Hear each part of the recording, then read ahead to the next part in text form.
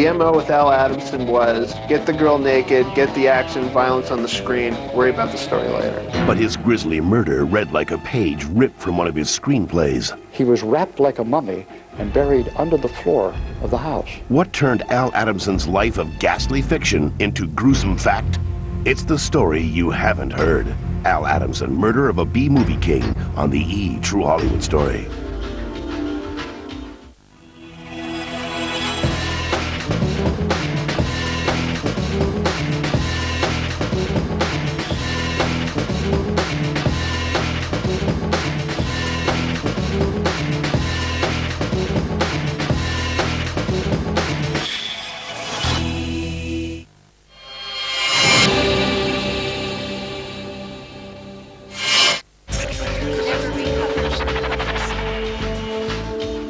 I don't want to toot our horn, but it has a life of its own, really.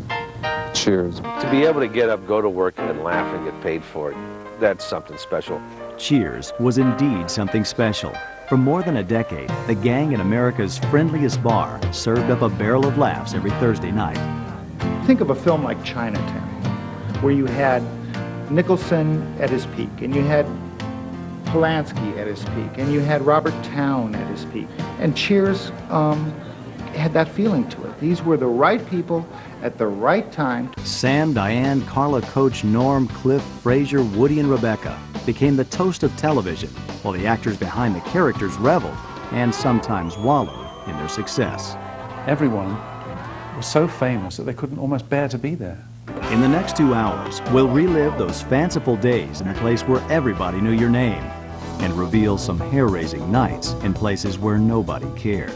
We'll unravel the drama on the set. People came to Grant and said, Grant, this show's in last place. You know, you ought to ditch it. Shelley Long made no secret of not wanting Kelsey Grammer around. I think he was like the heart and soul, you know, the warmth, the love of Cheers, the coach. And we'll look at real life away from the set, which was often as wild as nickel beer night at a Boston pub. We'll follow Woody Harrelson's metamorphosis from choir boy to party boy. Woody heard on radio that Charles Boyd Harrelson had killed this gambler and asked his mom if this could be his father. It's not like I'm going to turn down a free drink, okay? So, you know, I would get sloshed and then I'd make a fool of myself in some capacity. We'll meet the stripper who lassoed Kelsey Grammer. Tries to make me look out like I'm psycho or something, you know, very much sane. We'll hear Kirstie Alley's private confession.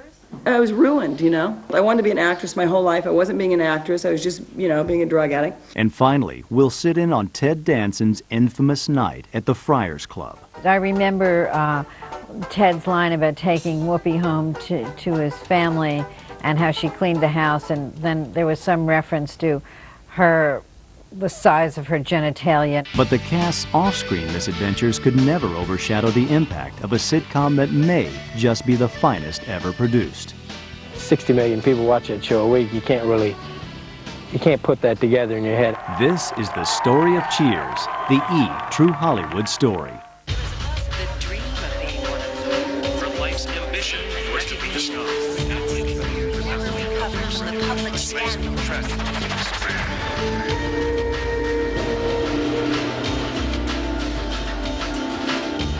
In 1980, America's television landscape was dominated by the big three, CBS, ABC, and NBC. Each fall, these broadcasting titans hyped new programming lineups, and the battle was on for ratings and advertising dollars. CBS led the pack by a wide margin with shows like Dallas and 60 Minutes. ABC countered with The Love Boat and Taxi, while NBC suffered through a 10-year losing streak. Cheers writer and executive producer Fief Sutton. I think the only successful show they had on was the A-Team, and so no one was watching the network at all. In 1981, 55-year-old Grant Tinker took over NBC and vowed the Peacock network would strut again. The new chairman was the ex-husband of Mary Tyler Moore and former head of MTM Enterprises. Tinker was savvy with keen comic instincts. One of his first moves was to bring Taxi over to NBC when the struggling series was axed by ABC. Tinker liked the show, but more than that, he respected the creative team behind it. 41-year-old director Jim Burrows and the writing-producing duo of Glenn Charles and his brother Les, both in their 30s. Chicago Sun-Times television critic Phil Rosenthal. The Charles brothers probably, their biggest reputation was built on the fact they worked on the Bob Newhart show. They were responsible for some of the best stuff on that show, one of the great sitcoms. Jim Burroughs is the son of the Pulitzer Prize-winning playwright Abe Burroughs, and was working on Broadway with on a show called Breakfast at Tiffany's with Mary Tyler Moore, which is how he met Grant Tinker. Television historian Dennis Bjorklund. Grant Tinker and MTM actually hired him on as a director for the Mary Tyler Moore Show. Ended up winning most of the directorial awards throughout the 70s. Despite the switch to a new network, Burroughs and the Charles brothers knew Taxi's days were numbered. Before the first season on NBC was underway, the comedy veterans jumped ship to develop some new concepts. They wanted to follow a lot of the success that the Mary Tyler Moore Show had. There had been a lot of family sitcoms and not too many workplace ones. And when they were kicking around various ideas, they were thinking of like a hotel, an inn in Las Vegas, a country club in California. In the end, the decision was made to set the show in a friendly bar. The inspiration came from Duffy's Tavern, a popular 1940s radio series co-written by Jim Burroughs' father.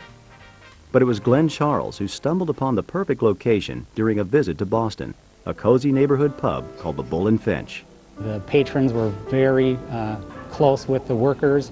They had a good rapport, and it was more like a family environment where the more larger taverns or larger scene out on the West Coast didn't have that appeal. Charles cut a deal with bar owner Tom Kershaw for rights to copy the design of the tavern.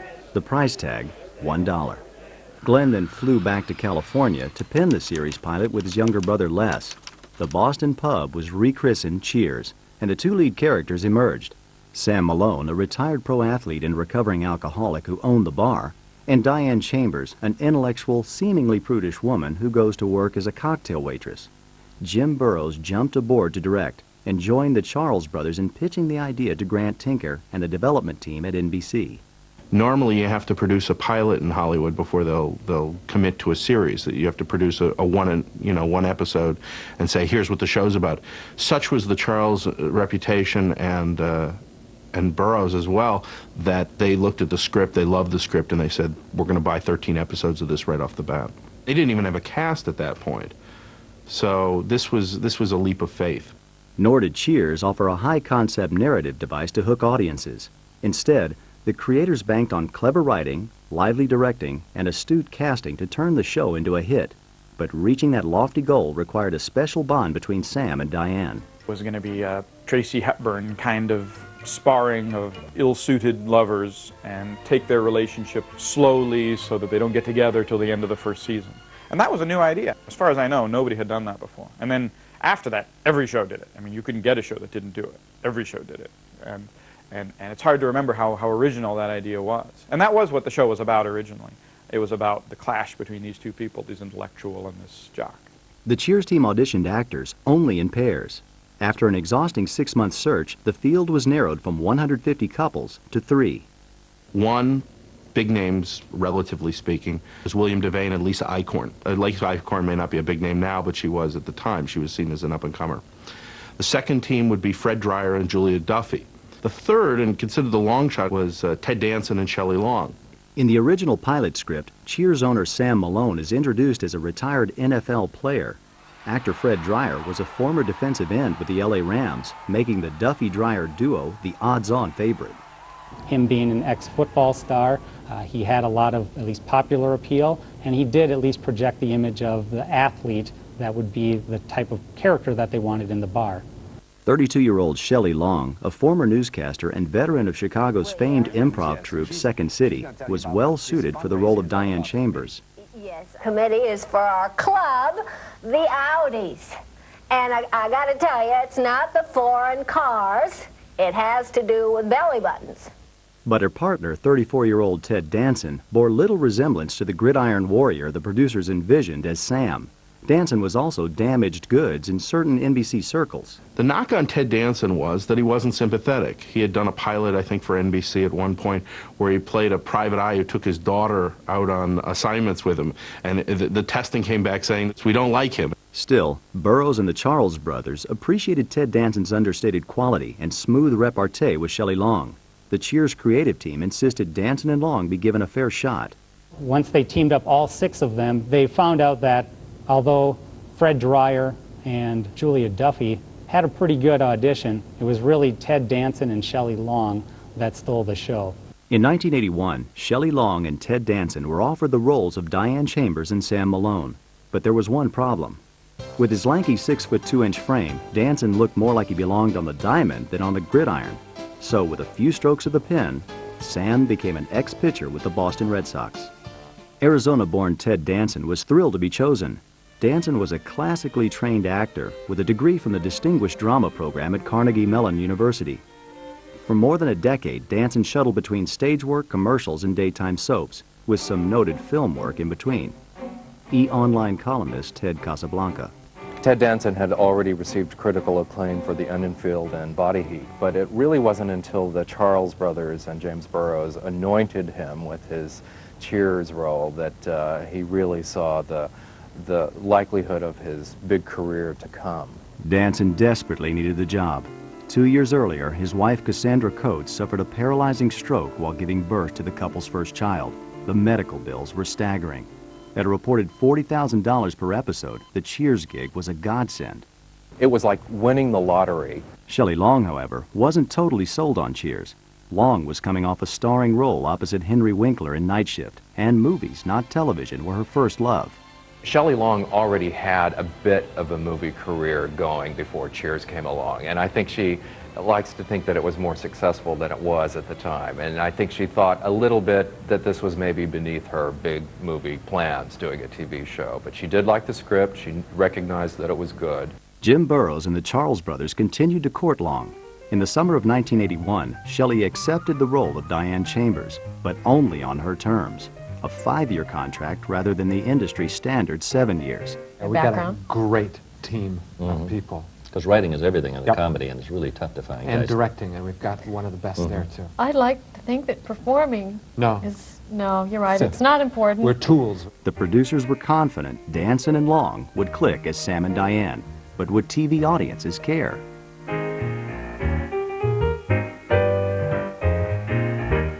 Coming up, Cheers opens for business. People came to Grant and said, Grant, this show's in last place. You know, you ought to ditch it. And later, People would be buying me shots, and it's not like I'm going to turn down a free drink, okay?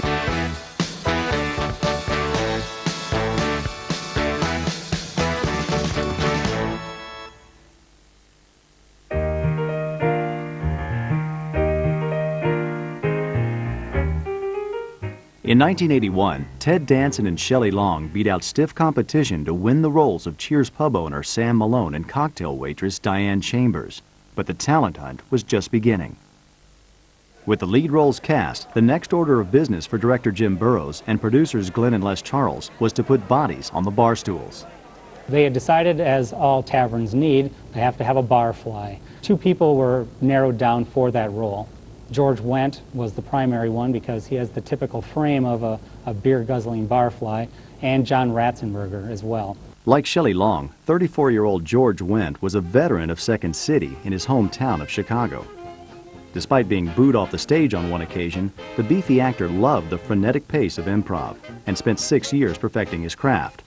Wendt was coming off a tough year after relocating to Los Angeles from the Windy City, and he was anxious to make a good impression. He eventually got a role on Taxi, and where he was an exterminator on one of the episodes. Again, James Burroughs witnessed his performance on that, and that was another reason why he asked him to audition. Paul Wilson regularly appeared on the series, playing a variety of characters, including Greg, Tom, and Paul. There are elements of Norm in George, because I suspect that in some ways he'd be perfectly happy if he never worked again, as long as he had enough money to have barbecues in the backyard for his friends, you know, in a way, and go to games and stuff. He's a really good actor also, and he loves to work, so. But he can understand a character like Norm, because for one thing, George really does like beer. That's not a lie. George defined Norm. The producers thought so too, and made their decision. They liked the way that George Wendt performed in his audition, and John Ratzenberger was told that he was not going to be given the role. But 35-year-old John Ratzenberger wouldn't take no for an answer. Between 1966 and 1976, the self-trained actor from Black Rock, Connecticut, toured Europe as one half of an improvisational team known as Sal's Meat Market. I lived in London in an abandoned building called a squat. I was a squatter. I had to make my own stove. I had a 30-gallon oil drum that I emptied and cleaned out, and I made a wood-burning stove out of it. Boy, I don't take anything for granted. Ratzenberger used that experience to make a dazzling save. I had never auditioned before, so I did a bad job. Anyway, that's the bottom line. But when I was leaving the room, I said, "Do you have a bar know-it-all?" And it's a type of characters I always love to play. It's anyone with keys hanging from their belt.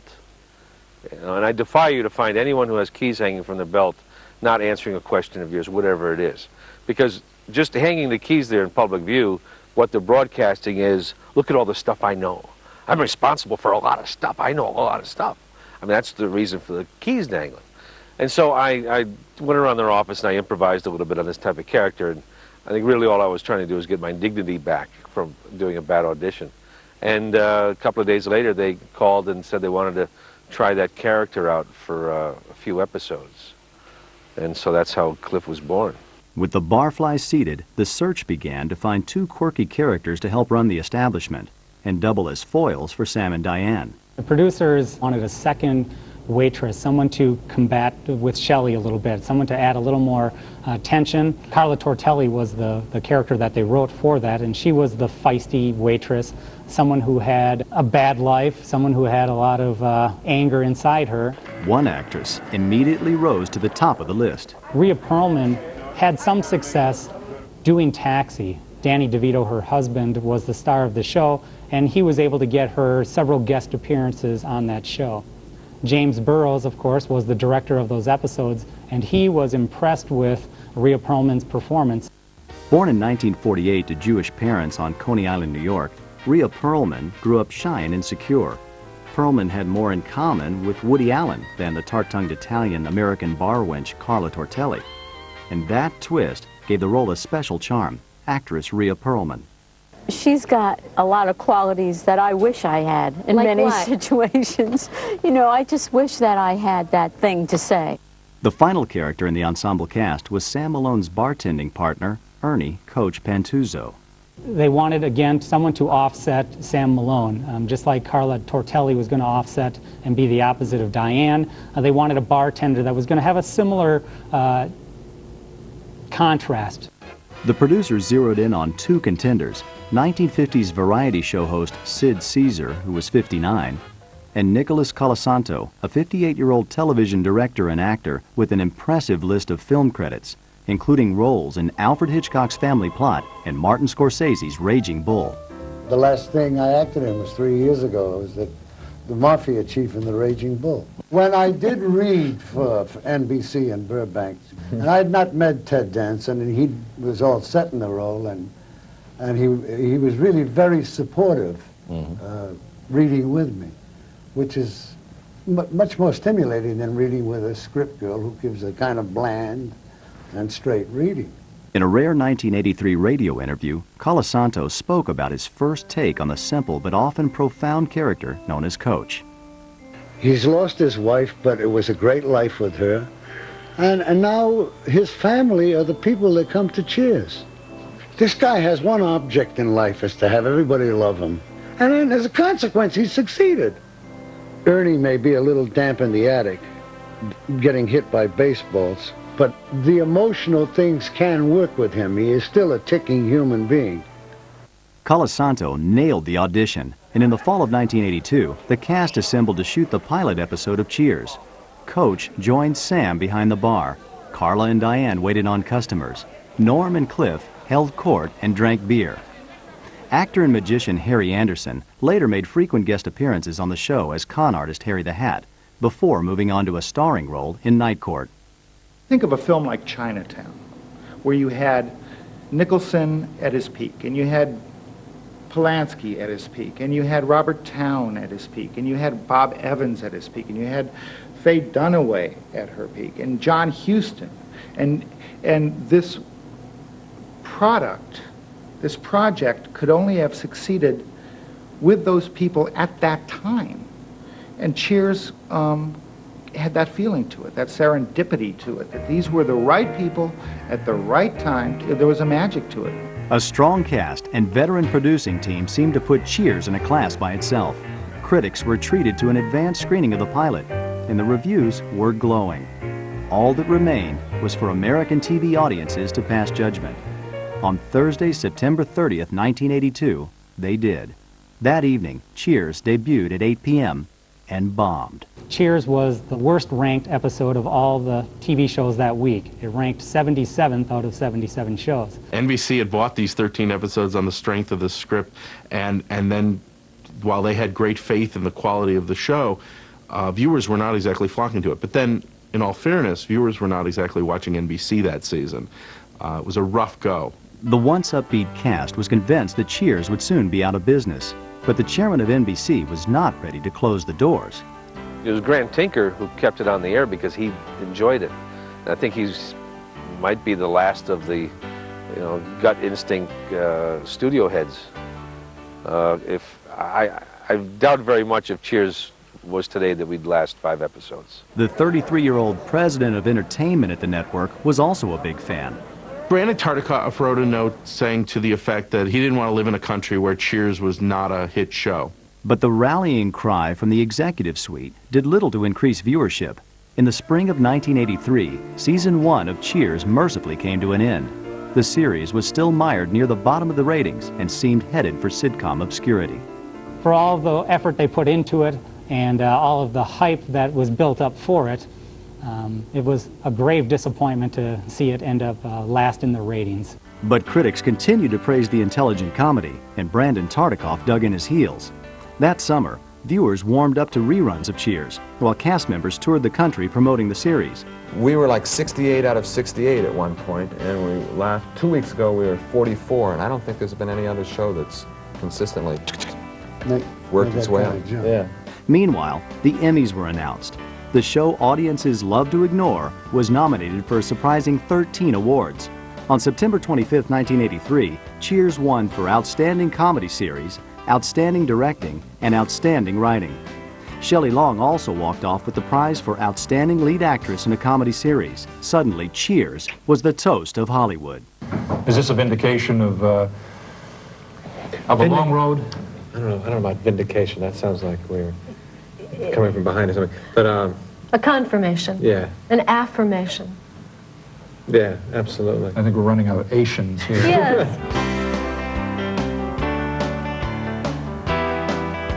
Coming up, Coach pours his last round. I knew he was sick because you could see, the color of the skin and everything.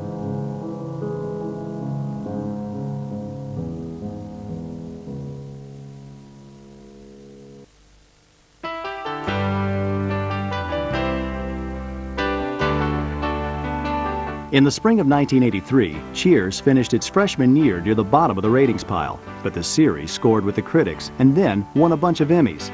During season 2, the clever comedy found an audience and consistently rated among the top 20 shows on TV. By the fall of 1984, NBC remained a distant third in the battle for network supremacy, but a bold new programming strategy was about to change all that. A primetime juggernaut, which included The Cosby Show, Family Ties, and Cheers.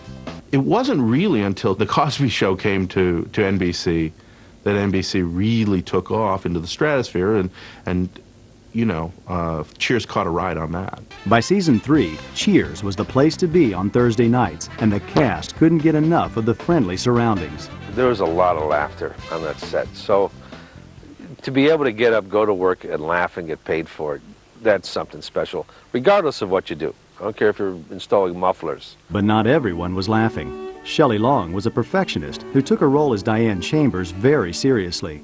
Long expected nothing less of her co-stars, costumer Sandy Collada. The other ones, they would throw on their makeup, they would throw their hair together, they would throw their clothes on, and they were down there ready to work. That wasn't her style. Long didn't hide her feelings, and the 35-year-old actress was soon bounced from the inner circle. She didn't quite fit in a way, in the palsy kind of way that the rest of them did. A lot of it was like what was in the show, There was a way that Diane never really quite fit in with the gang. But 29-year-old Kelsey Grammer was a perfect fit as pompous psychiatrist Frasier Crane. The Shakespearean actor signed on for a 7-episode commitment he hoped would jumpstart his career and turn the corner on a life marred by adversity and heartbreak. The saga began in 1957. Kelsey was just a toddler when his parents divorced. 2 years later, his mother, Sally Grammer, moved in with her folks in New Jersey. Sally's young son quickly bonded with his grandfather, Gordon Cramner, a retired Army colonel and oil executive. When Cramner died suddenly in 1967, 11-year-old Kelsey was forced to become the man of the family. He felt the burden of having to care for his mom, care for his younger sister, and care for his grandmother. Now, even though his mother was employed, Kelsey still took jobs to earn money for the family. By 1972, 17-year-old Grammer was a loner and social outcast. But when an English teacher convinced him to perform in a high school play, Kelsey came to life. Following graduation in 1973, the aspiring actor moved to New York to study at the prestigious Juilliard School of Arts. Grammer's future appeared bright, but 2 years later, disaster struck again. The greatest tragedy, I think, for him personally was when his younger sister died.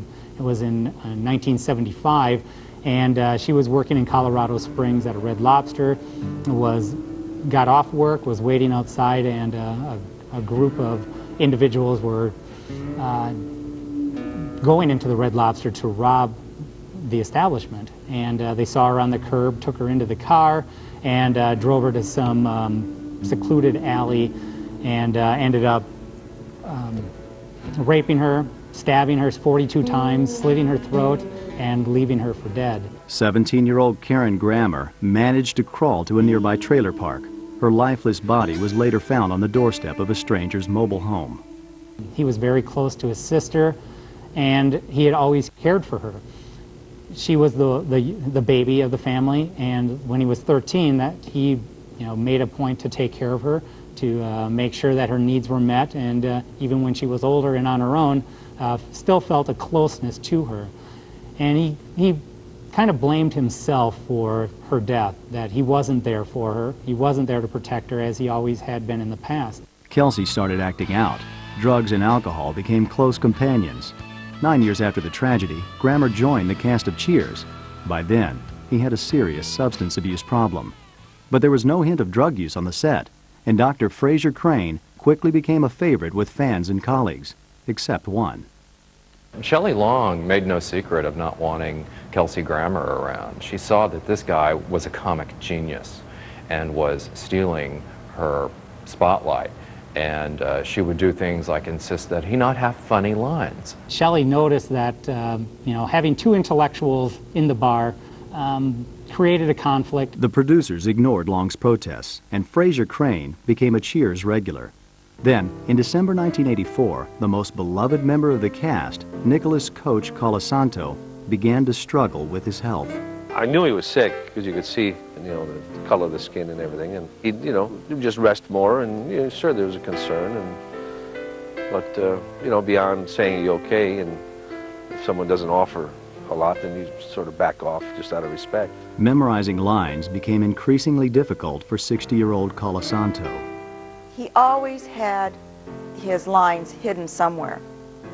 And I think one time we were under the bar, and there's a tray that you put glasses in, and the prop guys were taking out the tray, and on one of the beer mugs, I think, that he would give to Norm was one of his lines. Shelley Long was especially upset by Nick's illness. Colasanto stood by her, while other members of the cast turned away. He and Shelley were very close. Basically, he was the closest friend she had on the set. He loved her, no matter what, he loved her, and she loved him. She was always there to make sure that if he needed prompting, if he needed the lines put in a certain place, she would be there. In December of 1984, Colasanto was diagnosed with congestive heart failure. He was no longer able to work and spent much of his time in a hospital bed. The prognosis was grim but not hopeless. Doctors gave Coach between 5 weeks and 5 years to live. The Cheers writers made a lot of references to him to let everyone know that he would still be back, by saying that he was, off on with a family reunion in Ohio, or getting his driver's test in Vermont to cover for him. On February 8, 1985, Coach returned to the set. He was feeling better, anxious to complete the remaining episodes in season 3. The cast was overjoyed. But just 4 days later, Colasanto suffered a fatal heart attack while watching television at home. He was 61 years old. I think he was like the heart and soul, you know, the warmth, the love of Cheers, the Coach. He's an unbelievably good actor. So good. So funny. On February 16, 1985, a funeral was held at Holy Cross Church in Providence, Rhode Island, Nick's hometown. Many in the community turned out to pay their respects. John Ratzenberger was the only Cheers cast member in attendance. There was a show that I was very light in, and they had to play catch-up, so I think that it was arranged so that I guess my wife and I would go and, you know, represent. I know it was a disappointment for a lot of people that more of the cast didn't go to the funeral. But the cast and crew were clearly shaken. The day after Colasanto died, they paid tribute to their friend in the Hollywood trade papers. "Nicky, we're going to miss you. Love, everyone at Cheers." Producers didn't even try to replace Coach. Instead, a new character took shape in the form of Woody Boyd, a fresh-off-the-farm kid from Indiana.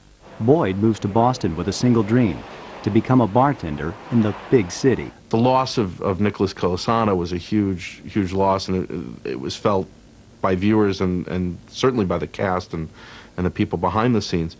But, you know, it did enable them to go with a younger cast member, which in network television is always a good thing. In the summer of 1985, the Cheers creative team auditioned a budding 24-year-old stage actor living in New York. Coincidentally, his name was also Woody Harrelson. Most actors jump at the chance to be cast in a hit TV show, but Harrelson took his time. I was going to go do a Broadway play, Biloxi Blues, and in the meantime I got Cheers. I was going to go do Neil Simon on Broadway, so I was not, it's like when you have that position in your life where you feel comfortable and not nervous, that things just seem to generate, you know, and so I actually had to make that decision, which my agents didn't think was a hard decision to make, but it was for me. Woody came around and signed on for the gig. He made his debut on Cheers as season 4 got underway in September 1985. Harrelson certainly looked the part of the naive hayseed, but looks were deceiving.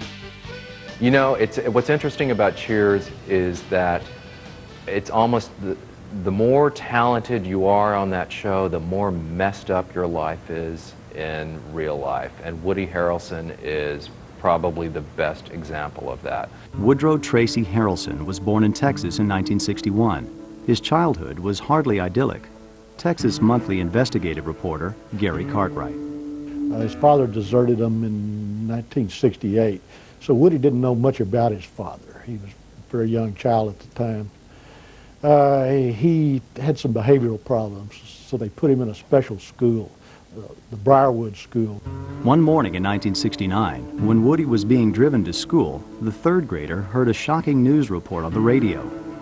His father, Charles Voigt Harrelson, was indicted in a murder-for-hire scheme involving a wealthy Houston gambler. Woody asked his mom if this could be his father, and she didn't answer. She refused to answer.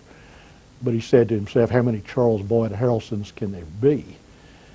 And about at that point, his teacher at Briarwood began to notice this change in his behavior. He was reacting angrily to everything. He would kick wastebaskets and slam his fist against the wall.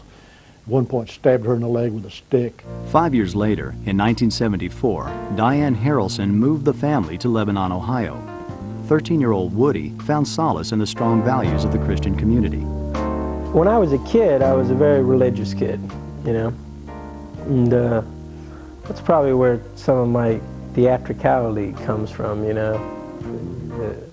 The thing in me that wants to perform, you know, kind of got developed from, you know, I actually delivered sermons in my youth. He was so involved in the church.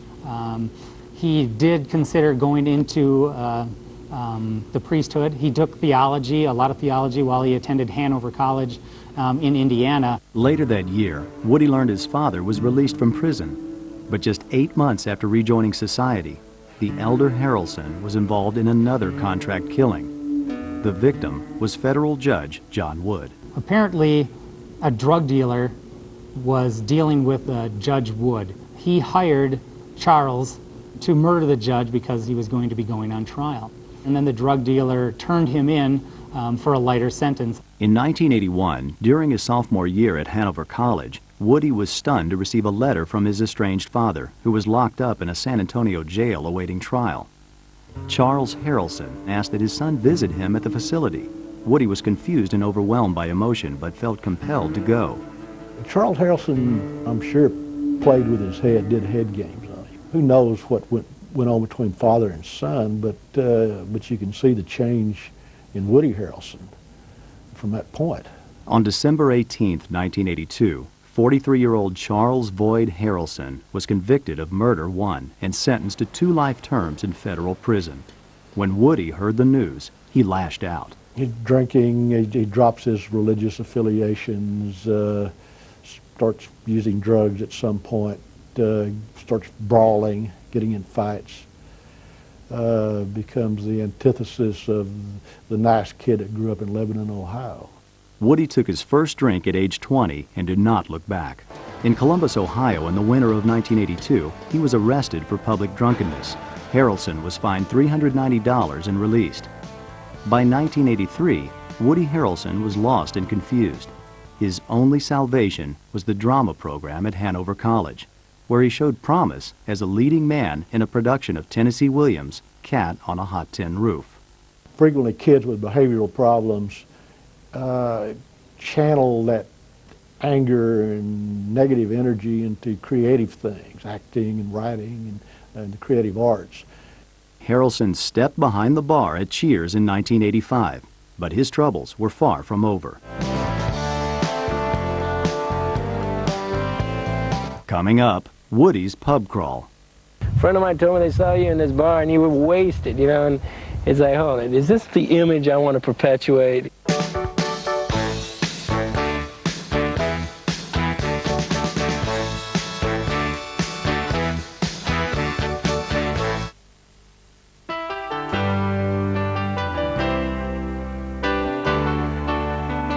In September 1980, Cheers opened its doors for a 4th season on NBC. Coach was gone and dearly missed, but producers were confident a talented kid with a haunted past could fill the void. 24-year-old Woody Harrelson brought his own kind of homespun charm to the set of Cheers. The changing of the guard behind the bar was virtually seamless.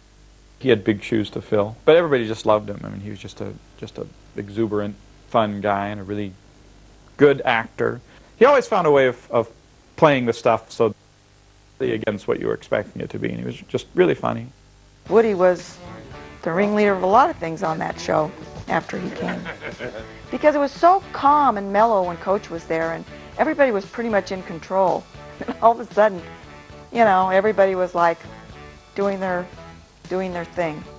Director Jim Burrows talked about this period at a 1998 event honoring Cheers. We were very respectful when Nick was around, but when... It did fall apart. It did fall apart. Comes later. It did fall apart. I mean, they were harder to get on stage. They were, God knows, you would hear rumbles as they were running through the hall, chasing one another. 37-year-old actor George Wendt played accountant Norm Peterson, whose life revolved around a cold beer and the latest catalog from Victoria's Secret. Wendt drank up the party atmosphere. What do you expect us to do, rehearse? You know? You gotta do something here. Jim Burrows has the patience of a saint, and he has really good, you know, confidence in us, and so we don't learn the show till about a half hour before we do it. With Woody Harrelson leading the charge, the set of Cheers resembled a frat house on Saturday night. You know, they were always up and above the stage playing foosball, and trying to get them down from a costume change was always difficult because they were up there in the middle of a game. Woody certainly kept things loose on the set. His addition to the cast also helped hold the millions of teen viewers tuned to Family Ties, which aired just ahead of Cheers. Woody Boyd vied with Sam Malone for America's favorite barkeep. 60 million people watch that show a week. You can't put that together in your head how many people really might recognize you, you know. And you know, in a way, I'm just kind of a small-town boy at heart, and it's kind of a freak to feel like everybody in this room is looking in my direction, and what am I doing? You know, you become very aware of the motions of your hand, you scratch your head. Harrelson was already a free spirit. The sudden fame sent him into overdrive. And people would be buying me shots, and it's not like I'm going to turn down a free drink, okay? So, you know, I would get sloshed, and then I'd make a fool of myself in some capacity, I don't know what, but I would hear it down the line. Yeah, I heard, a friend of mine told me they saw you in this bar and you were wasted, you know, and it's like, hold on, is this the image I want to perpetuate? Woody toned down his drinking, but his rowdy behavior was irrepressible. Surprisingly, even his prim co-star, Shelley Long, found him charming. Shelley kind of took him on as a project, and she wanted very much to help him become more professional, but he wasn't going to get fixed. He was going to do what he wanted to do, when he wanted to do it. Shelley remained an outcast, despite her connection with Woody.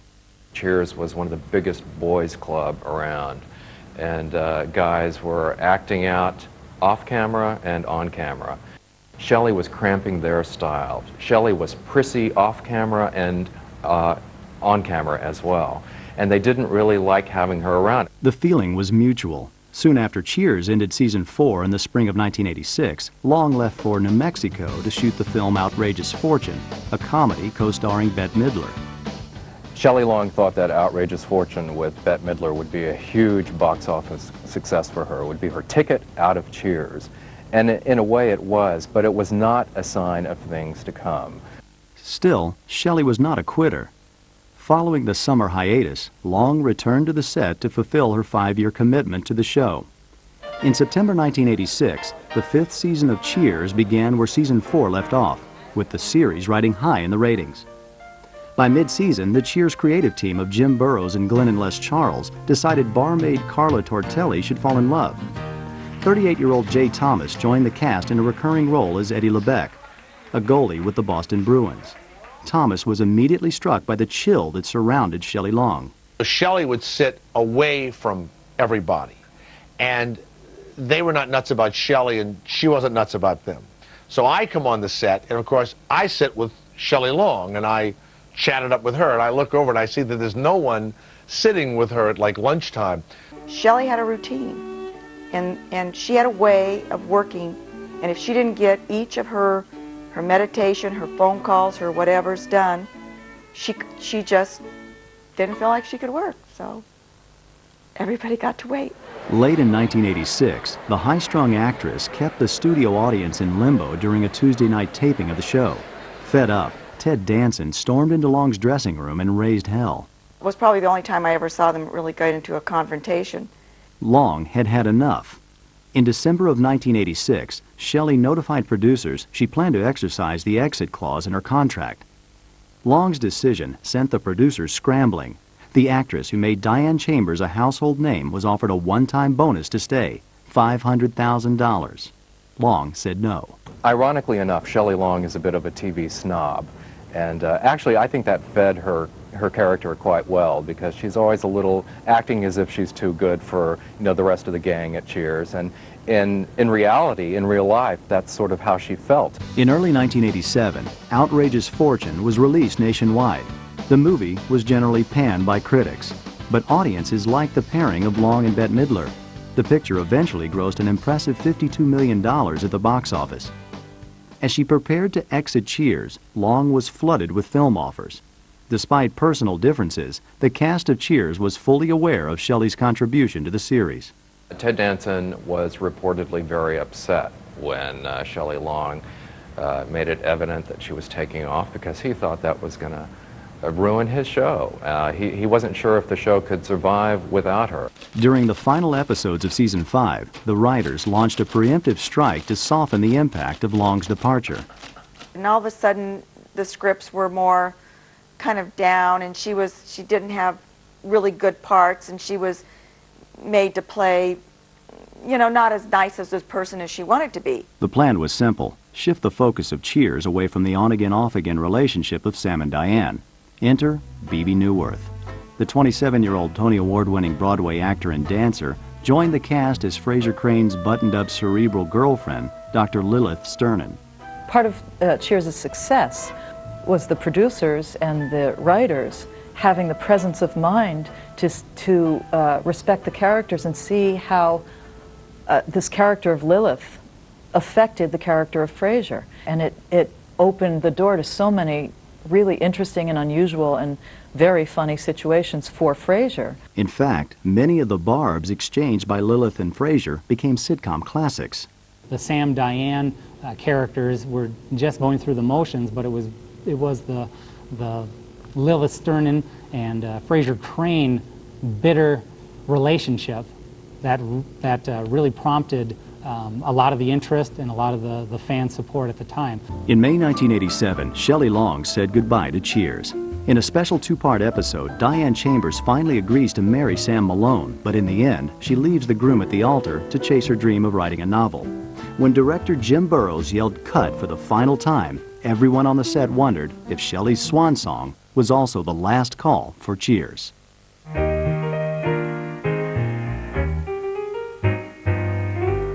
Coming up, the new kid in town.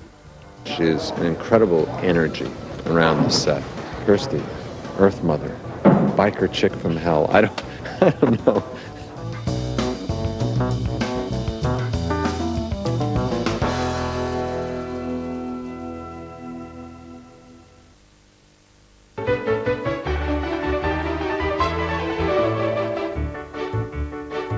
In 1987, 38-year-old Shelley Long left America's favorite bar after 5 seasons to pursue her dream of becoming a big-screen diva. In the wake of Long's departure, one question loomed large. Could Cheers survive without her? Spring 1987, 40-year-old Ted Danson began shooting the feature film 3 Men and a Baby with Tom Selleck and Steve Guttenberg. Meanwhile, the Cheers creative team faced the unenviable task of replacing one of the most popular characters on television, Diane Chambers. The Shelley Long clone was ruled out. Instead, Rebecca Howe was created, a coldly efficient junior executive driven to scale the corporate ladder at any cost. We made a concerted effort not to get a comedian, but to get an actress. That's not saying Shelley was an actress. She was a great actress, but her forte was, she was a great comedian. So we went after an actress who turned out to be funny. 32-year-old Kirstie Alley fit the bill. Director Burrows remembered Alley's delightful performance in a revival of Cat on a Hot Tin Roof, and he contacted her agent. Kirstie Alley aced the audition and landed the role of Rebecca Howe. I thought, big deal. They're all really good at what they do. They'll either fire me the first week or whatever. In the fall of 1987, Kirstie attended her first rehearsal. She was determined to make a dramatic entrance. The first day she came on, she dressed as Shelley Long. And she came in a blonde wig and did a bunch of Shelleyisms when she walked in the door. It was really funny, so immediately she fit in. If Kirstie Alley were not on Cheers, we would sit around and cry all day. She is an incredible energy around the set. Kirstie, Earth Mother, biker chick from hell. I don't know. Alley scored points with the cast, but viewers did not respond to the no-nonsense ice queen she portrayed, until Kirstie revealed a side of herself that was both funny and genuine. It wasn't until like 3 or 4 episodes down the line where there had always been a subplot that she had a crush on her boss, that we had her get drunk and kind of confess her vulnerable feelings to Sam. And she was fabulous. She was so funny, falling to pieces. The new Rebecca Howe was neurotic and insecure, and audiences loved the change. In January 1988, Cheers hit #1 in the ratings for the first time. Every time something seemed, to go wrong, like Nick Colasanto died, and Woody came in, Frasier, every time something happened, something would come to save it and renew it, and it seemed like everything was meant to be. Somebody asked Les what the secret of making a successful sitcom was, and he quoted J. Paul Getty, which he said the secret for success was to get up very early, work very hard, and strike oil.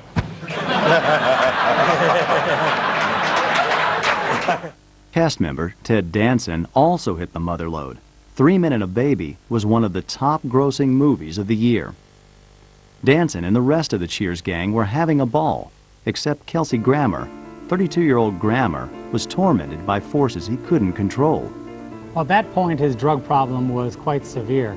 He was showing up to the set puffy-eyed and flushed-faced, and they noticed his demeanor and his behavior on the set was erratic. He was showing up late for rehearsals. In April 1988, Grammer was arrested for possession of a quarter gram of cocaine and placed on probation. Kirstie Alley offered sympathy and support to her friend, even as she prepared to tackle her first major film lead in Look Who's Talking. Alley pulled no punches in describing her own struggle with chemical dependency a decade earlier. At the time, Kirstie was held hostage by a $400 a week cocaine habit. I was ruined, you know. I had pretty much failed. I wanted to be an actress my whole life. I wasn't being an actress. I was just, you know, being a drug addict. Alley attributed her recovery to Narconon, a drug treatment center spearheaded by the Church of Scientology. And I kept reading things about Scientology, and then I kept reading things about it, and it was very interesting to me, but every time I'd hit a point, it would say, you know, if you're on drugs, this will happen, or if you're on drugs, you can't really get any, you know, where spiritually. Alley told Kelsey about Narconon, but Grammer wanted no part of any treatment program. As with the Cheers set and his rehearsals, he was missing court appearances. He wasn't following through on his substance abuse treatment. He wasn't following through on his terms of probation. Grammer managed to stay one step ahead of the law. He continued in his role as Dr. Fraser Crane. During season 7, Cheers remained a top-rated show and finished the year at number 3. But there was little to celebrate for 39-year-old Shelley Long. 2 years after leaving her apron at the bar, Shelley's promising film career did an about-face. Long starred in Troop Beverly Hills. The movie, released in March 1989, was skewered by critics and ignored by audiences. In September 1989, the show Long left behind pulled down 3 more Emmys, including Outstanding Comedy Series for the 3rd time in 7 years. The following month, Shelley's replacement, Kirstie Alley, basked in the glow of big box office numbers for Look Who's Talking. Back on the set, season 8 was underway, and the Cheers regulars became custodians of their own characters. Producers trusted us enough that they loosened the leash a little bit, and so they knew that we weren't. See, when you're improvising, it's not a one-man band. You have to let the drummer have a little, let the saxophone player have a little. You can't, you know, and you have to understand that you're supporting what's going on there. But 41-year-old Rhea Perlman didn't feel like a part of the band. Rhea's role as Carla was increasingly defined by husband Eddie LeBec. The reality was that, for whatever reason, the character wasn't working for Rhea Perlman. She didn't want. I was married to her. Her name was changed, and I think basically that I understand. Gee, look, I don't want to be connected with this guy and this character, and I don't want to be like a two-person act. Shortly before the start of the 8th season, director Jim Burrows contacted Thomas. It was unusual. He was calling at home, and I was positive that they were going to sign me to a contract, and I was going to be a regular member. And he said, how you doing, blah, blah, blah. And I go, yeah, what's going on? And he said something like, are you sitting down? And I said, no, but go ahead. He says, well, maybe you ought to sit down for this. I said, no, I don't need to sit down. What is it? He goes, well, you're not going to be on the show anymore. And I sat down. Eddie's exit from the show in episode 175 was certainly unique. On November 9, 1989, LeBec was iced by a runaway Zamboni. Thomas and Perlman never spoke about the untimely end of their on-screen marriage, but when the Cheers gang gathered at the Aspen Comedy Arts Festival in 1998, Jay, who was in the audience, took a tongue-in-cheek shot at Burrows. Ladies and gentlemen, Jay Thomas. Team Curtis. Is there anyone who said, no, let's keep the little fuck around? I had a wife and children, and... You were too funny, Jay. Yeah, and also, wait, they also... Kelsey Grammer, meanwhile, was saying essentially the same thing to the legal system. After missing numerous court appearances and failing to do the substance abuse treatment that was required, the court eventually revoked his probation. On February 16, 1990, Grammer was sentenced to 30 days in the Los Angeles County Jail. His punishment included long hours on a road gang. Kelsey Grammer's community service consisted of chores such as picking up the garbage off of the freeway while other people were driving to work onto their jobs. Well, this was Kelsey's job for the moment. But the jail was overcrowded, and Kelsey was released after only 11 days. Grammer immediately returned to the set of Cheers, where he faced another humbling experience. Ted Danson was the primary person who was involved in scheduling an intervention to address Kelsey's substance abuse problem. You've got a cast of characters like that who are like all big partiers in their personal lives, and they're trying to reach out and help you and tell you something's wrong. Something's really wrong.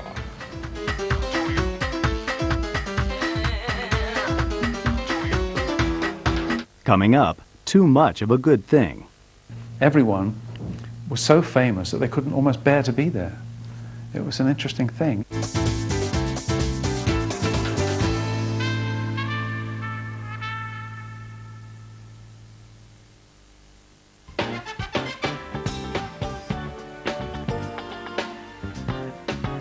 At the outset of the 90s, Cheers was coasting through season 8, firmly established as one of the most successful sitcoms in television history. But one cast member was not enjoying the ride. In early 1990, 34-year-old Kelsey Grammer finally confronted his drug problem head-on. But it took a stint in county jail and a sobering intervention by his friends at Cheers to bring him around. Pretty humiliating stuff, and he had to go through, he had to hit bottom, as he has said, with stuff like that. Grammer fought to reclaim his health and his self-esteem by attending drug counseling sessions. In the meantime, two of the driving forces behind Cheers grew weary of the grind of cranking out a weekly TV series. By 1990, Glenn and Les Charles had made more money than they ever dreamed of making, and so they were quite content to hand the reins over to director James Burrows. From the day Cheers opened for business, the writing of the Charles brothers set the tone for the show, and they were clearly missed. Still, the series finished season 8 in familiar territory, at number 3 in the overall ratings. During the 1990 summer hiatus, Ted Danson went off to shoot 3 Men and a Little Lady, the sequel to the wildly popular 3 Men and a Baby. Kirstie Alley prepared for the real thing. Alley and her husband, actor Parker Stevenson, anxiously awaited the birth of their first child. In September of 1990, 8 weeks into her pregnancy, Kirstie suffered a miscarriage. She was devastated, but threw herself back into her work. Meanwhile, season 9 of Cheers was on tap with new writers, new scripts, and the same veteran cast, including Woody Harrelson. But Woody had more on his mind than pouring drinks. On the other side of the world, the Persian Gulf was a tinderbox. When President George Bush committed U.S. troops to desert warfare early in 1991, an angry 30-year-old Harrelson went public. Go get Hussein, go get Hussein. Well, while we're getting Hussein, we're killing a lot of innocent civilians. And that's what I have a problem with, you know? Why not, let's negotiate some kind of, let's be diplomatic about it. One meeting, 1 6-hour meeting between Aziz and Baker. That's diplomacy? So my whole point is, let's try to find some other way. I mean, I don't think killing people and setting oil wells on fire and global warming have all the environmental and just the destruction of people and animals and plants. You know, I mean, I don't see the point in it. And so it's not that I don't support the troops. I support them 100%. I support them living. His outspoken views cost him the honorary title of Grand Marshal at the biggest bash of them all, the Mardi Gras in New Orleans. I was at a rally. There was just a bunch of students who wanted to know what the hell was going on. And the next thing I knew, you know, I was like, you know, Baghdad Woody. On the one hand, there's a very concerned, socially concerned, new age kind of guy. He has a teepee in his backyard, and he does the, you know, he's a lot of political things he's interested in. On the other hand, he's also, there's an aspect of him that's kind of a good old boy, and he likes to go out and have a good time. Harrelson's adventures often left him missing in action from the set of Cheers. God, I mean, Bibi would be there. She hated it. 10 minutes early. She was on Lombardi time at rehearsal. You know what I mean? She was there 15 minutes early, and she would just fume until we got there. Yeah. Where's Woody? Where's Woody? Woody was in the continental United States. Right. It's true. Well, that's true. That's true. Friday, there was one show people would not be in California. Friday. No, you remember he was in Guam? We were looking for him and he was in Guam or something? Harrelson's antics did not affect the show, But after almost 9 years on the air, the gang at Cheers was bored. In fact, cast members often made no attempt even to memorize their lines. Cheers writer and producer Dan O'Shannon. It was a way to sort of keep themselves alive or keep the fun of show night, keep it exciting for them. And so a lot of times you'd see little lines written on napkins or all over the bar. Season 10 began in the fall of 1991 with an early visit from Harry Anderson, who reprised the role of charming con man Harry the Hat. After several years away from the Cheers set, Anderson noticed a marked change. Being a guest star was not as much fun because it was a kind of a closed-off family, closed off in the sense that they even closed off from each other. They'd all kind of gone their ways. For 30-year-old Woody Harrelson, that meant taking time during the holiday break in January 1992 to shoot White Men Can't Jump, his first leading role in a studio feature film. The movie was released a few months later and scored with audiences. Meanwhile, Kelsey Grammer fell off the wagon, right into the arms of 21-year-old Leanne Suhaney, a former stripper from Canada. Kelsey gravitated towards a lot of women that were similar to the women that he had in his immediate family. His mother, his sister, his grandmother, women that were very needy, difficult to please, and ones that created a lot of emotional turmoil in his life. That description fit Leanne to a T. The relationship was stormy at best. Then, in the summer of 1992, it turned violent. On a hot August night, Los Angeles police officers responded to a frantic 911 call from 37-year-old Grammer. They came out to the house, and he had a black eye. He said that she had beat him up. He ended up not pressing charges on her. A few weeks later, they ended up eloping and getting married. Grammer's erratic behavior was no surprise to the cast of Cheers, which was slotted once again to anchor NBC's Thursday night lineup beginning in the fall of 1992. However, season 11 was no sure thing. Ted Danson's success on the big screen made him an expensive commodity, and contract negotiations were intense. But network executives were convinced the series could not survive the loss of Sam Malone, and after several weeks, a deal was cut. 44-year-old Ted Danson became the highest-paid actor in television history. A big part of his persona on the show became about, you're looking at this guy playing a guy who's running a bar, and it's like, and he's pulling down $450,000 an episode. People were fascinated by that. The first year of Cheers, everyone's pulling into the parking lot with cars with mufflers falling off and getting thrown out of their apartments. Cut to years later, I remember a conversation between Ted and Kirsty.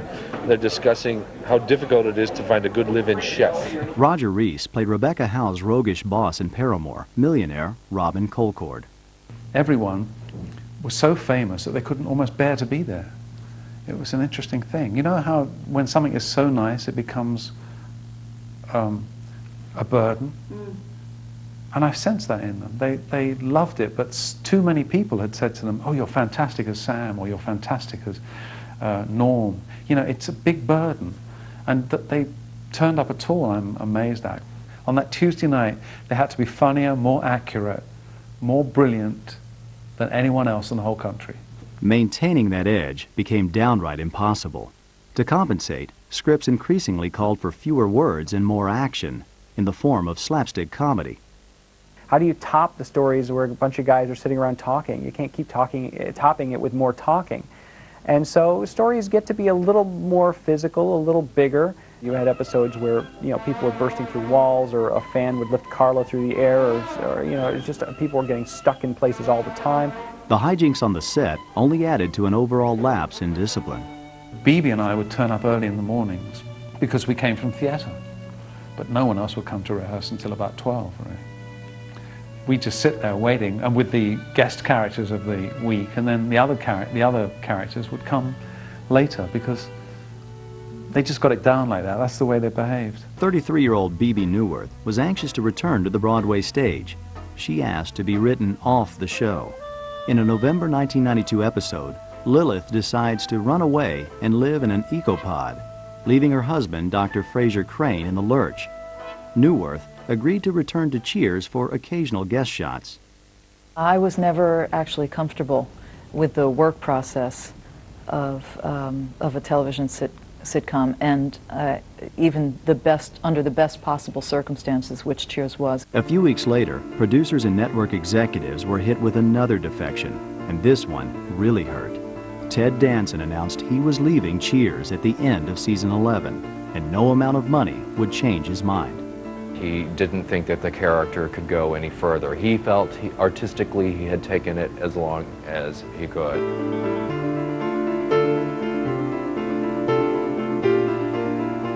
Coming up, the roast that turned ugly. It was really offensive to me as a woman. I really just cringed, and I felt like I wanted to jump out of my own skin.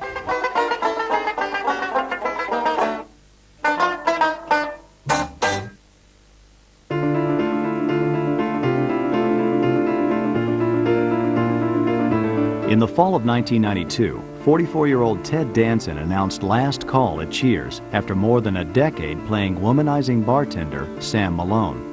The brass at NBC hated the thought of losing a cash cow, but saving the show was a long shot. Cheers was the jewel in NBC's crown. The sitcom commanded $300 grand for a 30-second commercial at a time when most shows generated half that much. Those numbers were based on big ratings, which Ted Danson consistently delivered. In an effort to lure Danson back behind the bar, network executives made an astonishing offer, $20 million a year. Once a guy like that who's made more money over more time than he'll ever spend, I think, you know, you're not going to be able to convince him to stay if he doesn't want to. Danson's decision was final. He turned the money down. NBC execs were ready to throw in the towel. They then decided on one last-ditch effort to keep the show alive. Sam Malone's longtime sidekick Woody was touted as the savior. Harrelson had proven marquee value on television and in feature films. Woody's first starring role in a major movie, White Men Can't Jump, soared at the box office, generating more than $76 million. But with that success in his back pocket, Harrelson had bigger plans than playing a simple-minded bartender. It was a time when some of his movies were coming out, and he was really hot. And in a way, I think he actually made a kind of a conscious effort to pull back a little bit and not steal the show. Cheers was created by director Jim Burrows and the writing-producing team of Glenn and Les Charles. The Charles brothers were no longer involved in day-to-day decisions, but the three men ultimately controlled the fate of the show. We said there is no show without Sam Malone, and we felt that really strongly. There are very few great centers in situation comedy. This was a great center. We could never replace him. We were nervous about replacing Shelley. We felt we could replace her. Coach we were nervous about. But we didn't think we could ever replace him or even try to. The days at Cheers were numbered. Season 11 would be the last. I think it's very graceful when a professional athlete retires while they're still in their game. You know, because it's so sad and difficult to watch someone who was once a brilliant, you know, incredible athlete start to lose it. And I make the analogy a bit with Cheers. Glenn and Les Charles rejoined the team in the spring of 1993 to pen the last show, number 275. The 2-hour finale was promoted by NBC as the television event of a lifetime. In a surprise announcement, Cheers regulars learned that 44-year-old Shelley Long was returning as Diane Chambers. Since leaving the cast 6 years earlier, Long's film career came up short. Her latest movie, Frozen Assets, was a financial flop. Shelley looked forward to the shoot, but the reception from her former co-stars was chilly. They just treated her like nothing. I mean, they treated her just like, I think they were getting back at her. I think it was payback. Despite the clash between Long and her colleagues, filming went off without a hitch. On May 20th, 1993, nearly 100 million viewers tuned in to toast Cheers one last time. The episode featured a rekindled love affair between Sam Malone and Diane Chambers. Following the broadcast, Jay Leno hosted a live edition of The Tonight Show from the Bull and Finch, the Boston pub that served as the inspiration for Cheers. We've never done it, the monologue on the street, where many people feel it belongs anyway, but I think it's interesting. They expect about 100,000 Cheers Davidians to show up, so it should be interesting. Most of the cast began imbibing early in the day, and by late evening, they were pretty much in the bag. In fact, during Leno's monologue, A spitball fight broke out among the actors, much to the delight of rowdy fans looking on. Krusty, you know, you are my best friend, but we all need to say this to you. Yes. You're stupid! I have never seen that many authentically drunk people on national TV. For 38-year-old Kelsey Grammer, the hangover wouldn't end. Less than 2 weeks later, on June 2, 1993, Kelsey received a shocking phone call. His new bride, Leanne Suhaney, allegedly threatened to shoot him and burn down their San Fernando Valley home. Grammer requested an emergency restraining order. The next day, he filed to annul the couple's 9-month marriage. The following week, Suhaney checked into the Malibu Beach Inn with 5 bottles of Tylenol and a jug of red wine. The distraught 23-year-old former stripper attempted to take her own life. She was 3 months pregnant at the time. She ended up having a miscarriage or lost her child due to her taking too many drugs and trying to overdose. But then began a long legal battle as to whether Kelsey could annul the marriage. In the summer of 1993, Kelsey Grammer filed a gag order against Leanne Suhaney. He also sued for divorce. The suit claimed Suhaney was mentally ill, a condition Grammer said was not revealed until after the marriage. The document further stated that Leanne threatened Kelsey with a kitchen knife. In a countersuit, the scorned bride alleged that she was forced by her husband to abort their child. On July 20th, 1993, Suhaney held a press conference just hours before the gag order took effect. From what you're saying, it sounds like Kelsey's treatment of you has been pretty shabby. Why do you want to stay with somebody who, you know, for no reason just totally cuts you off, doesn't want to talk to you, doesn't have anything to do with you, wants to cut any and all ties with you? Why do you want to be with a person like that? And also, I think she answered the question by telling you that she believes it's the influence of his friends also. Well, if he were here now, what would you say to him? I miss you. I don't know. Leanne, what most would you want to accomplish by holding this press conference or talking to the press?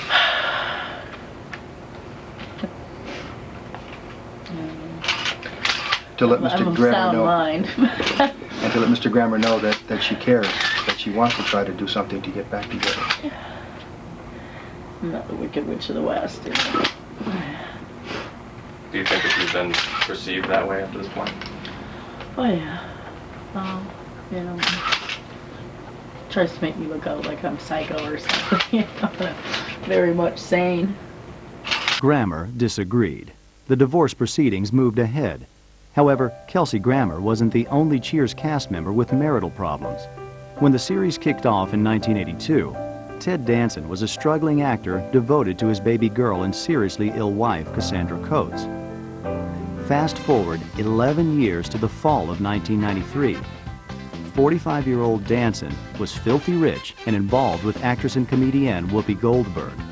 Ted managed to keep the affair hidden from the press, but Cassandra found out and filed for divorce. Coates asked for half of her husband's estate, reportedly worth well over $100 million. They had just had an affair, had a quiet affair. It never would have been that big of a deal. He had to come out in blackface when Whoopi Goldberg was roasted by the Friars Club in New York. The Friars Club is a century-old private organization with a history of bawdy celebrity roasts. New York Post reporter Linda Stacy was the first journalist ever invited to cover the notorious event.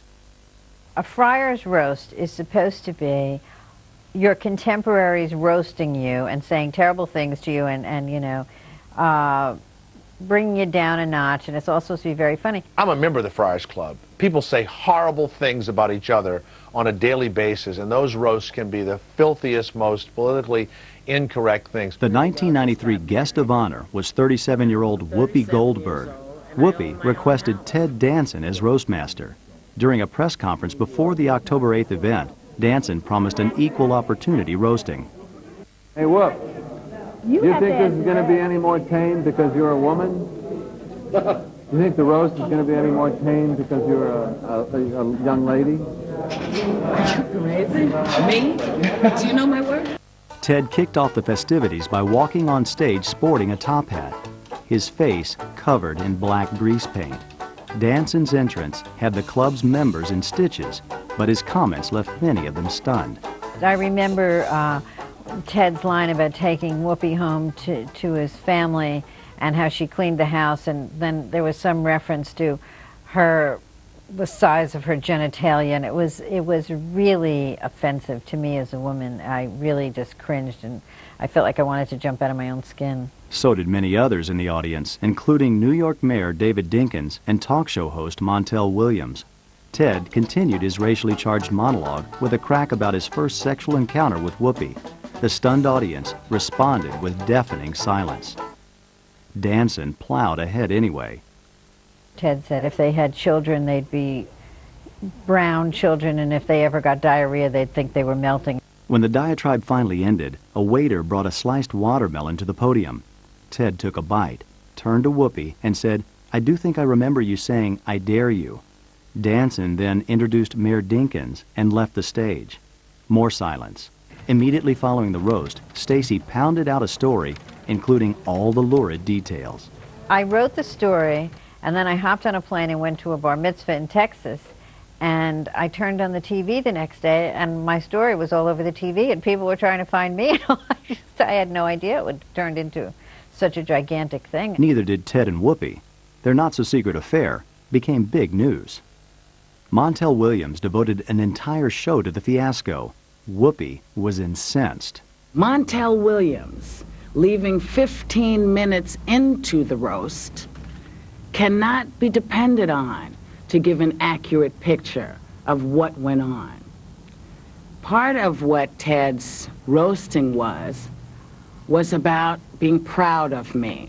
Perhaps Montel's show is not doing as well as it could be, and this was his way of drawing attention. By December 1993, fallout from the Friars Club event put an enormous strain on Ted and Whoopi's relationship. The couple soon split. But Danson's woes were far from over. When Ted's divorce with his wife of 16 years was finalized, Cassandra Coates was awarded a mind-boggling settlement. His wife walked away with about right around $80 million, which isn't too bad. Coming up, natural-born killers. He has said several times, "I'm capable of murder. I know that I'm capable of killing someone." And maybe he is.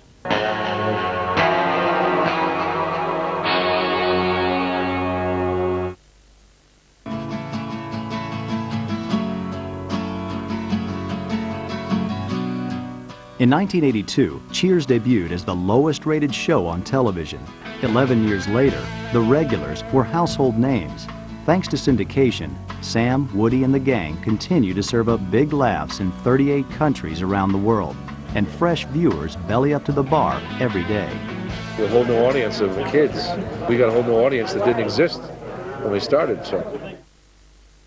During Cheers' extraordinary run, the show was nominated for an unprecedented 117 Emmys and won 25 of the coveted awards. When Cheers closed its doors in 1993, most of the ensemble cast looked forward to a bright future. But 38-year-old Kelsey Grammer struggled just to make it through the day. Kelsey Grammer had a very rocky, very public, long, hard climb in his personal life, and we all read about it. Drunk driving, he got arrested, cocaine abuse, lots and lots of salty women. In the fall of 1993, Grammer reprised his Cheers role as Dr. Frasier Crane in NBC's Frasier. The show was a critical and rating success from day one, but Kelsey continued to battle with his demons. In 1996, Grammer finally concluded his ugly, drawn-out battle with his estranged wife, Leanne Suhaney. The ordeal was brutal, and Grammer's drinking escalated. In an interview in the March 1999 issue of Details, Kelsey described drinking a bottle of vodka a day. In August of 1996, the actor's reckless behavior caught up with him. Grammer flipped his Dodge Viper on a road outside his Malibu ranch. Miraculously, the only injury was a bruised ego. However, Kelsey was shaken and took steps to deal with his substance abuse once and for all. What Kelsey Grammer himself has attributed cleaning up his act to was checking into the Betty Ford Center and And that's where he got sober, and he's been sober since. Grammer was physically and mentally sound for the first time in nearly 2 decades. At 42, he was ready to tackle life and love. On August 2, 1997, Kelsey wed 28-year-old Playboy model Camille Donatacci after a year-long romance. She's been a very positive influence. She encouraged Kelsey to go into rehab. She helps him sort of keep his life in check, helps him diet, and I think he's actually quite lucky to have found her. 46-year-old Ted Danson was also lucky in love. 1 year after leaving Cheers, Danson starred in the relationship drama Pontiac Moon. The movie flopped, but Danson and his 41-year-old co-star Mary Steenburgen hit it off. They began dating and married on October 7, 1995. 3 years later, Ted returned to the sitcom world as the star of Becker, a show about a cantankerous doctor who runs a practice in the South Bronx. Away from the set, Danson serves as an environmental activist and founder of the American Oceans Campaign. We're an advocacy group. We work in Washington, Seattle, and here in Los Angeles. Basically, we work with Congress. It's not taking the oceans for granted. It's starting to clean up the mess that we have made. Shelley Long's post-Cheers career finally took off in 1995. Long enjoyed her first major box office score since defecting from the series 8 years earlier. In the Brady Bunch movie, 45-year-old Shelley spoofed the role of impossibly cheery mom, Carol Brady. The 1996 sequel also returned big numbers, but Long's dream of matinee stardom was somehow overshadowed. She did finally get that movie star level that she was looking for, playing a movie that's all about television, the very area that she was so desperate to get away from. I've been annoyed by the comments and the constant question of, do you regret? Do you ever regret? You know, I don't regret it. I've said it over and over again. But don't ever ask me that question again, okay? 53-year-old John Ratzenberger has taken a more animated approach to his career. In addition to character roles in feature films, Ratzenberger's distinctive voice breathed life into creatures in Disney's Toy Story and A Bug's Life. Meanwhile, John's on-screen drinking buddy, 52-year-old George Wendt, returned to the stage in London and on Broadway, taking risks with avant-garde roles in productions like Wild Men. Both John and George took very different routes after the show than you might have thought. John makes a living off of, has made a career out of using his voice in movies, and George is on the stage. Paramount Pictures, however, wants to keep the Barflies seated.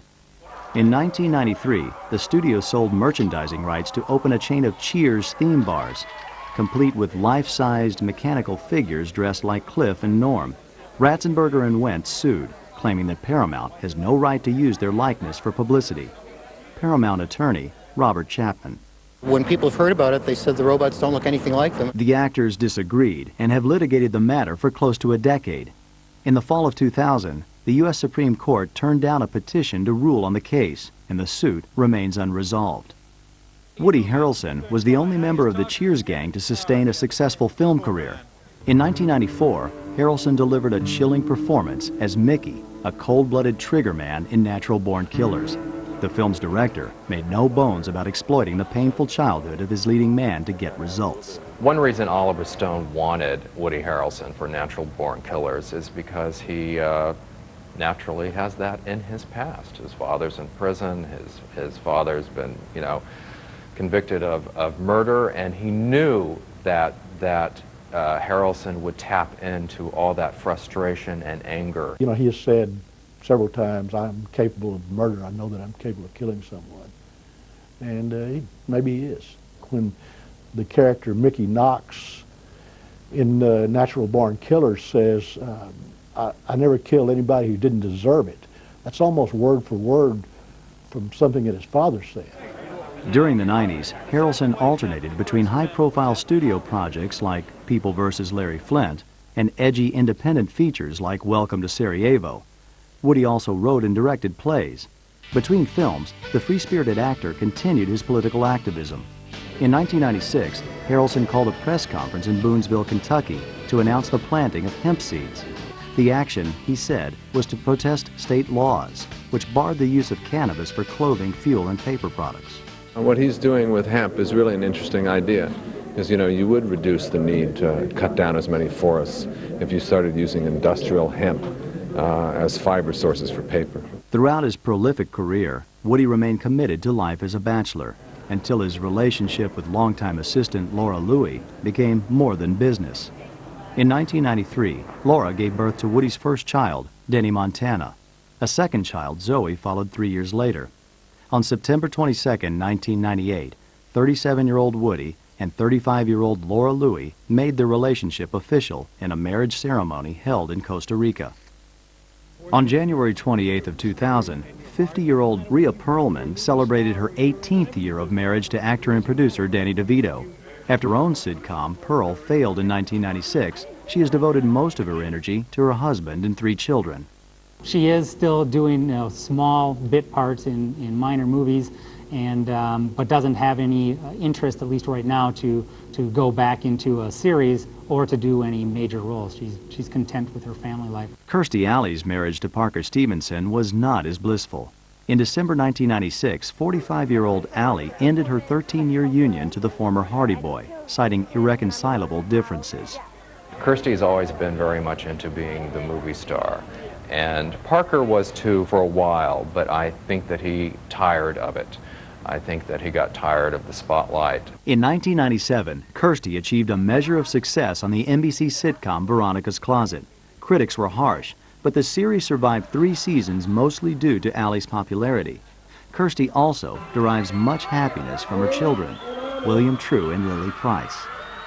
Each week from 1982 to 1993, the Cheers family invited millions of everyday folks to take a break from all their worries and come to a place where troubles are all the same. In the process, Cheers became one of the best-loved and most celebrated series in television history. Perhaps the best example of the show's abiding popularity lies far beyond the frenzy of Hollywood award banquets and movie premieres. Bull and Finch owner Tom Kershaw.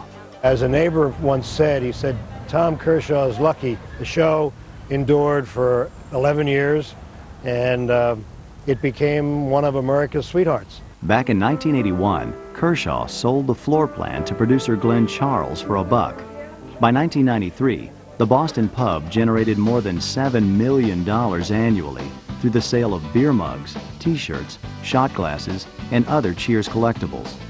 The Bull and Finch became the 3rd most popular tourist attraction in the city, filling the glasses of more than 1 million visitors a year.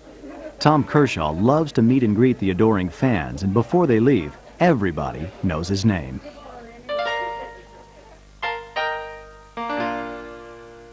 Hanging out at Cheers with these guys is literally, I mean, it's a job where I get to laugh all day long, you know. Kim, without counselors.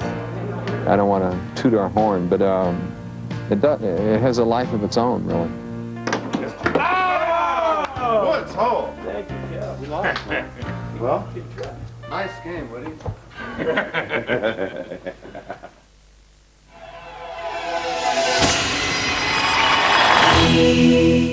It's the most closely guarded secret in Hollywood. Plastic surgery. Watch New Age sculptors make living art. Plastic surgery. Tomorrow night, only on E! Bon dia, this is your pilot speaking. Welcome to the land of Carnaval and Samba. Please have your passports and dancing legs ready. Carnaval do Brasil não tem igual. Our current forecast calls for sizzling beaches, a steamy nightlife, Hot in Rio. and non-stop adventure. I've never seen anything like this. If you cannot or will not samba, please remain seated and enjoy a lovely bag of peanuts. Thank you and enjoy your stay. Rupert goes wild on Rio, only on E!